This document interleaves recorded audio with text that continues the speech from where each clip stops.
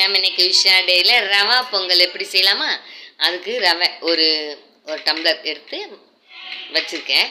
சிறுபருப்பு ஒரு அரை டம்ளர் எடுத்து நல்லா வேக வச்சு நல்லா மசிச்சு வச்சுருக்கேன்.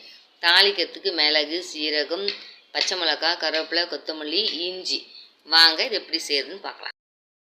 கடாய் வச்சு நெய் ஒரு ஸ்பூனு, எண்ணெய் ஒரு ஸ்பூன் ஊற்றிருக்கேன்.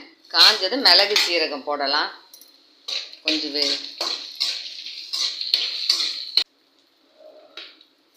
இஞ்சி, பச்சை மிளகாய்,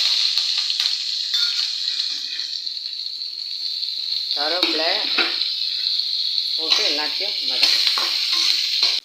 இந்த ரவியை கொட்டிக்கலாம்.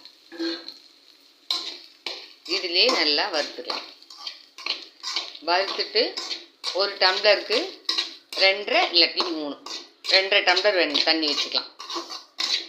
ஊற்றி கொதிக்கணும். கொஞ்சம் நல்லா வறுப்படட்டும். வெயிட் பண்ணி இந்த பாருங்க, அது கொஞ்சம் இதுவானதும் அதுக்கு ஒரு டம்ளருக்கு 3 டம்ளர் தண்ணி ஊற்றிருக்கேன். ஊற்றி உப்பு போட்டு அப்படியே மூடி போட்டு வச்சிருக்கேன். அப்படியே தண்ணி கொஞ்சம் கொஞ்சமாக சுண்டுது.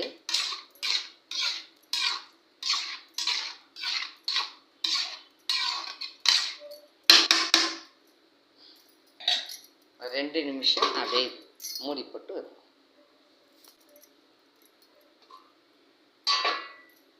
தண்ணி நல்லா சுண்டி வருது. பருப்பு மசிச்சு வச்சுருக்கிறோம்ல, இதை போட்டுக்கலாம். போட்டு ஒரு ஸ்பூன் நெய் ஊற்றி கிளறலாம். அவ்வளோதான், ரவா பொங்கல் தயார்.